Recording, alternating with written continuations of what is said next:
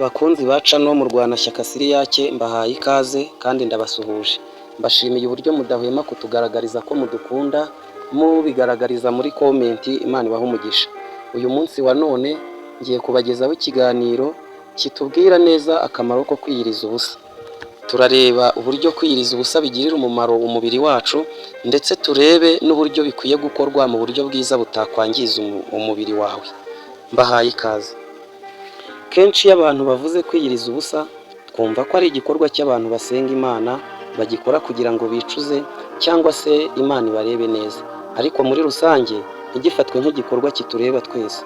Ku ruhande rumwe ibi birumvikana, kuko umuntu atungwa n'ibyo yariye. Icyakora ubushakashatsi butandukanye bwagiye bukorwa mu bihe bitandukanye bwakunze kugaragaza ko kuba umuntu yamara amasaha runaka atariye, wenda agasimbuka ifunguro rya saa sita, ari ibintu bishobora kugira ingaruka nziza ku buzima bwe muri rusange. Ikindi kandi ku bantu basenga, Yesu yabwiye intumwa ze ko hari abadayimoni bagira imbaraga ku buryo kugira ngo bave mu muntu cyangwa bagende bimusaba gusenga, ariko akaniyiriza ubusa. Bityo rero kwiyiriza ubusa ni ingirakamaro ku mpande ebyiri. Ni nka rya buye rimwe bakoresha rikica inyoni ebyiri. Ariko uruhande rw'abasenga bafite ukwemera kuko kwiyiriza ubusa byakwirukana abadayimoni, ari no ku ruhande rw'abashaka kugira ubuzima bwiza, bose kwiyiriza byabagirira akamaro. Impamvu ni uko kumara igihe umuntu atariye bituma umubiri we ukora mu buryo atari usanzwe ukora iyo yariye, kandi ubwo buryo bukaba bushobora kuwugirira akamaro. Nk'urugero, mu gihe umuntu atariye, umubiri we ubona uburyo wisukura, ukivana amaside n'indi myanda ishobora kuba yawangiza. Ibi bishoboka kuko iyo umuntu atariye, utunyangingo twe mu rurimi rw'icyongereza bita cells cyangwa selile mu gifaransa, duhindura imikorere tukabasha gusukura umubiri w'umuntu. Ikindi ni uko iyo umuntu atariye nko mu gihe cy'amasaha 12, umubiri we utangira gukoresha isukari wifashishije ibinure wabitse n'ibindi bitandukanye. Ibi bikaba byagabanya ibyago byo kuba umuntu yarwara indwara zirimo umutima, umuvuduko ukabije w'amaraso.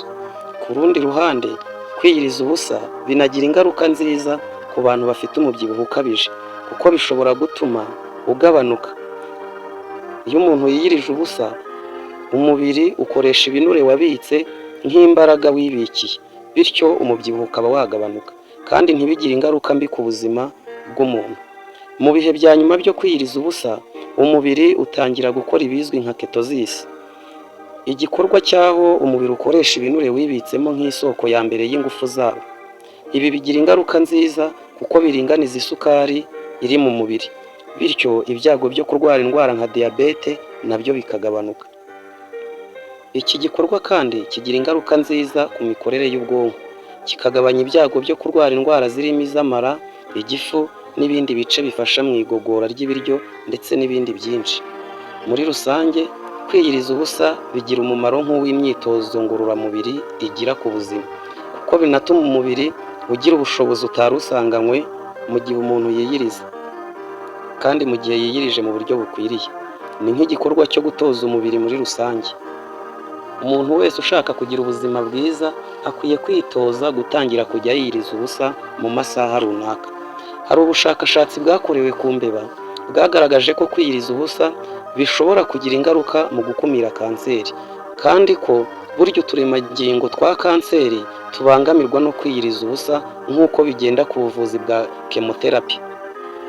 Mu magambo make, kwiyiriza ubusa mu gihe kirekire, wenda tuvuge nk'umunsi umwe mu cyumweru mu gihe cy'imyaka nk'3, bishobora kugira ingaruka nk'iz'ubuvuzi bwa chemotherapy.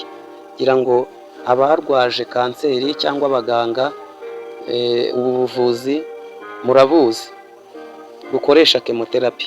Uburyo bukwiriye bwo kwiyiriza ubusa nabwo ntabwo ari ugupfa kwiyiriza ubusa.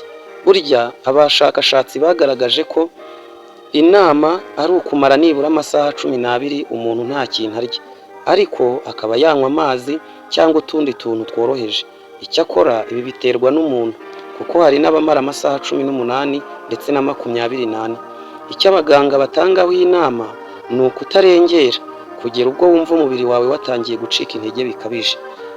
Aha ngaha hari abanyamasengesho bafata amasengesho y'iminsi runaka, ariko abahanga mu by'ubuvuzi ndetse n'abashakashatsi ntago babigiramo inama abantu kuko bishobora kwangiza umubiri. Umuntu aba akwiye kwiyiriza mu gihe gito, ndetse no muri icyo gihe gitoya yakumva umubiri ucitse intege akagira utuntu duto duto two kuwufasha yafata. Igihe bigenze gutyo si byiza gushaka uburyo ufata ifunguro, cyangwa mu gihe uteganya kwiyiriza by'igihe kirekire ukajya unyuzamo ugafata utuntu two kurya nk'imbuto, cyangwa ukaba wanywa nka ji n'ibindi nk'ibyo. Ibi wabikora mu gihe wiyirije hanyuma ukumva umubiri wacitse intege. Ikindi cy'ingenzi ni uko atari byiza kwiyiriza mu gihe uri gukora akazi k'imbaraga nyinshi, kuko ibi bishobora gushyira umubiri mu kaga. Ni byiza kubikora mu gihe ufite akazi gake kandi wizeye ko uri bubone umwanya uhagije wo kuruhuka. Muri make wajya ubiteganya uzi neza kuri buruhuke bihagije. Ikindi cy'ingenzi ukwiye kumenya ni uko atari byiza kwiyiriza ubusa mu gihe uri gufata imiti cyangwa se ufite ubundi burwayi.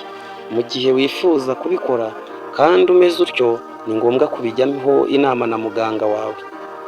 Icyitonderwa, ubushakashatsi bugaragaza ko atari byiza kwiyiriza ubusa ku bagore batwite, abagore bonsa. By'umwihariko abagore bonsa bo babujijwe gukora iki gikorwa rwose, kereka gusa igihe babisabwe na muganga akabona ko bikwiriye ko bakwiyiriza ubusa ntibigire icyo bibahungabanyaho.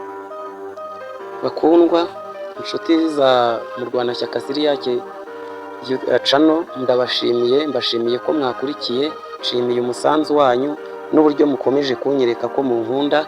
Imana ibahe umugisha. Shalom.